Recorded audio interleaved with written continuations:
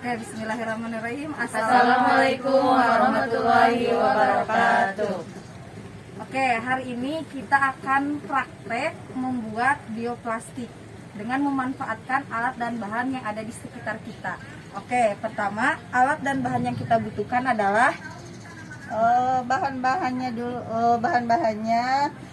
Ini tanaman yang kita ambil dari lingkungan, bisa kita petik langsung atau bisa pakai gunting.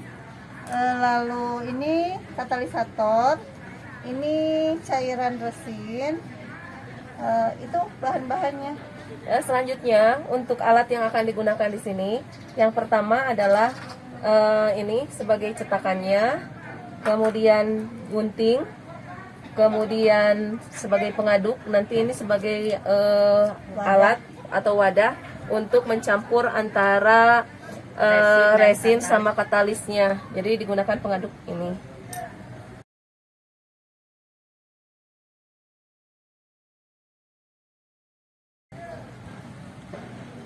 Oke, kita mau mencoba membuat bioplastik yang tanpa menggunakan katalis sebagai bahan pembanding atau kontrol nanti untuk membuat yang menggunakan katalis.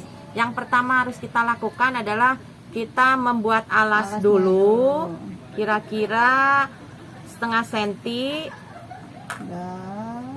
Kemudian kita masukkan tumbuhan atau bunga yang menarik yang sudah kita siapkan dengan menggunakan pinset supaya lebih aman. Kita susun supaya bentuknya cantik dan kita tunggu beberapa saat.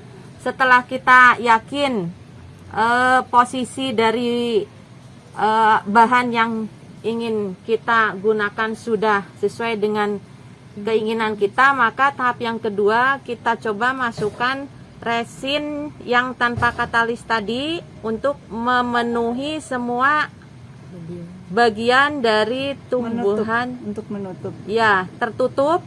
Setelah itu biarkan sampai mengering. Sebagai pembanding mungkin nanti kita bisa tentukan waktu mana yang lebih cepat kering dan mana yang lebih lama kering, dan dari hasil mungkin bisa kita lihat nanti produknya mana yang lebih bagus dengan perbandingan tadi. Oke, tahap selanjutnya kita coba untuk membuat bioplastik yang menggunakan katalis sebagai biokatalisator untuk mempercepat reaksi supaya kering, dan nanti hasilnya bisa kita bandingkan dengan bioplastik yang tanpa menggunakan katalis. Tahap yang pertama kita membuat campuran bahannya dulu, yaitu kurang lebih resinnya kita masukkan ke wadah 2 cm, sebanyak 2 cm atau terus Langsung aja untuk 3 ini, Bu. Oke. Ditambah dengan katalisnya 15 tetes.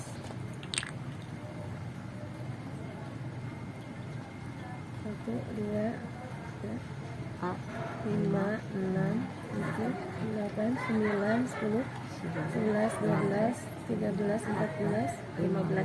Oke. Kemudian hasilnya kita aduk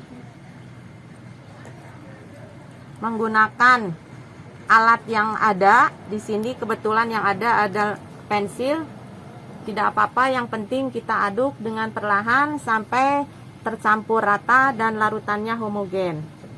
Setelah itu, ini bahan pertama untuk membuat alas pada media yang akan kita buat cetakan membuat bioplastik.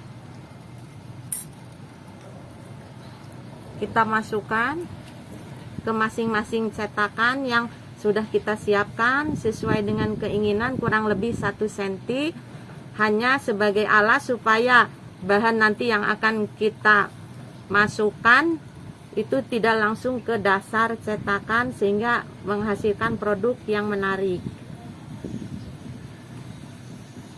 Cukup? Cukup.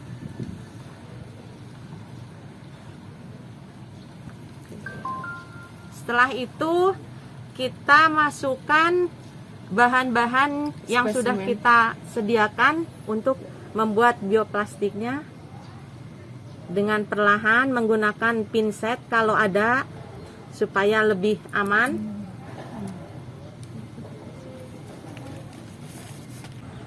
Setelah menyusun bunga-bunga yang akan dibuat bioplastik, kita akan menutupnya dengan adonan yang tadi dengan tambahan bioresin dan resinnya.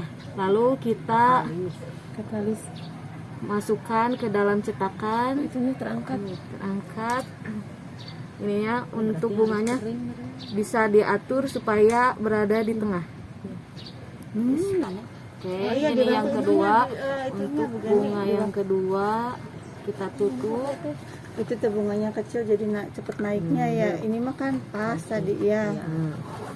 Ini untuk bunga yang campuran. Kita tutup. Nah, setelah selesai kita akan menunggu hasil dari pengeringan yang memakai katalis dan yang tidak memakai katalis. Nanti kita lihat hasilnya.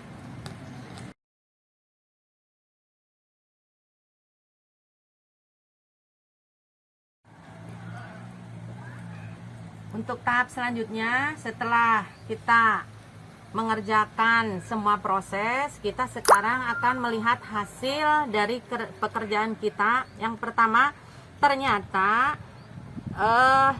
dari percobaan ini terbukti bahwa katalis itu diperlukan untuk mempercepat pengeringan dari produk yang kita bikin.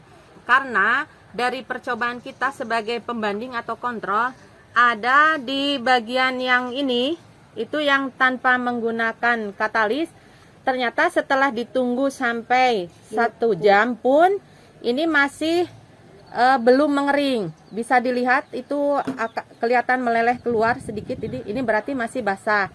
Sementara kalau yang di bagian lain ini semuanya sudah mengering, ini ditekan itu keras.